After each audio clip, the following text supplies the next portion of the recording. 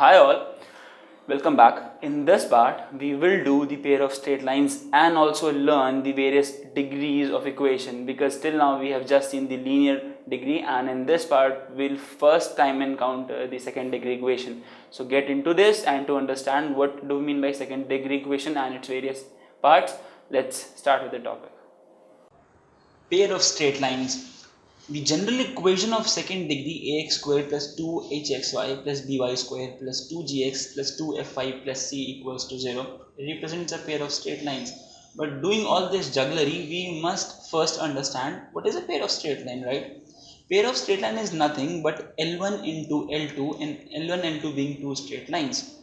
So suppose L1 is the straight line A1x plus B1y plus C1, and L2 is the straight line A2x plus B2y plus C2, and I am equating the multiplication equal to 0.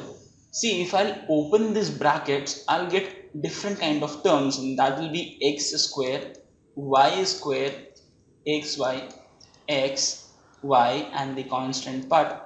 So if I'll open this up, I'll be getting all these different terms. But see, you can see a resemblance that this pair of straight lines is containing all the terms. It is containing x square, it is containing xy, it is containing y square, it is containing x, it is containing y, as well as c. Now to make it equal to the pair of straight lines, there is a prime condition, that is delta. Delta is nothing but determinant of a matrix A, B, C, F, G, H, A being the coefficient of x square, B being the coefficient of y square, C being the constant part, F being the coefficient of y, G being the coefficient of x, H being the coefficient of xy. Determinant of this has to be 0 and h square is greater than AB. Right? If h square is less than AB, it will not be real. Right? And if this is not equal to 0, it will not be a pair of straight line, rather it will be a conic. So there are two differences. If the delta is 0 and h square is greater than or equal to AB, for 0 it will give you a pair of straight lines, and for non-zero it will give you conics, which will further lead towards parabola, ellipse, or hyperbola. Right? Moving further, now there is a term which is called as homogeneous second degree equation. Although you are not familiar with the term homogeneous, but right, I'll explain you a bit.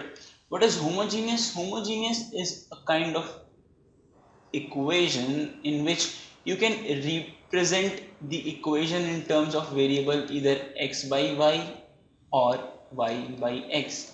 Whole equation can be represented in that sense. See, why this is homogeneous? Because if I divide the whole equation by y square, I'll get a x square by y square plus twice of h x by y plus b. Now I can very easily take x by y as another variable, suppose k, right? Or if I would have divided the complete equation by x square, I would have got the other way around equations, and that will be 2hy by x plus by square by x square. But if you do the same thing with the equation which is this, you won't get the same. Let us try to do it, and now do it again with a different color. Right? So if we are doing it like this, so divide the whole equation by y square, you will get a plus 2h x by y plus b plus 2g by y square plus 2f by y plus c by y square. See, this is not a homogeneous equation. That is why this was not called homogeneous. This was called a general equation because it was containing all the terms, right? But while we are considering about homogeneous equation, we are only considering the lines which are passing through origin, and you will be surprised to know that if the line is passing through origin, I can write the equation of line in terms of y equals m1x and y equals m2x, right?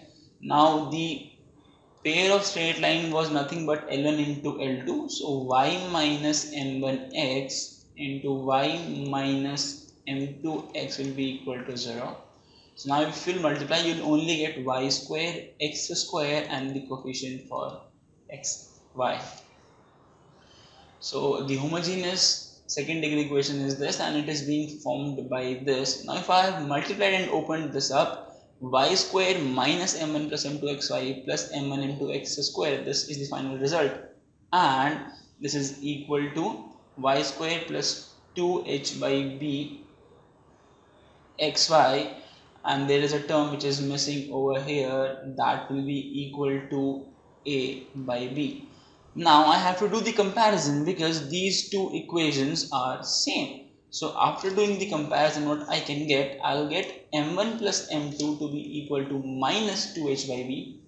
m1 plus m2 is found out, m1 into m2 is a by b, and if theta be the angle, suppose this is the coordinate axis and these are the lines, and suppose theta is the angle between these two lines. So from the formula of tan of theta, I can very well write that m1 plus m2 upon 1 minus m1 m2, right? So tan theta will be nothing but m1 plus m2 whole square minus 4 m1 m2 upon root over 1 plus m1 m2. See why there is a difference while calculating out this, because try to see that we know this is theta 1 and this is theta 2, and we only know the values of tan theta 1 and tan theta 2, and this is nothing but writing m1 minus m2 in terms of whole square, and this can be written like this, because if we'll open it up, I'll get twice of m1 m2, and if I'll subtract minus 4 m1 m2, I'll get minus 2 m1 m2, which can altogether be written in the form of m1 minus m2 whole square. And because we don't know which one is greater, either m1 is greater than m2 or m2 is greater than m1, so we have to make ourselves sure by putting a plus minus or a mod sign, right? So this is what will be the final format of the angle between the lines. And now the reasoning is very simple. If the lines are perpendicular, it means the theta is pi by 2 and cos theta is 0, hence a plus b will be equal to 0. And if the angle between them is 0, line is coincident, h square will be equal to AB, and this is the place from where you will be able to find out why h square has to be greater than equal to AB, because if h square is less than AB, it will give you a negative term inside square root, which is not real as far as we know at this point of time. Well, this was pair of straight lines into the mathematical form and its understanding part. Hope this part was clear. In the next coming part, we'll see homogenization, which is a direct application for the pair of straight lines. So stay tuned to get deeper into that.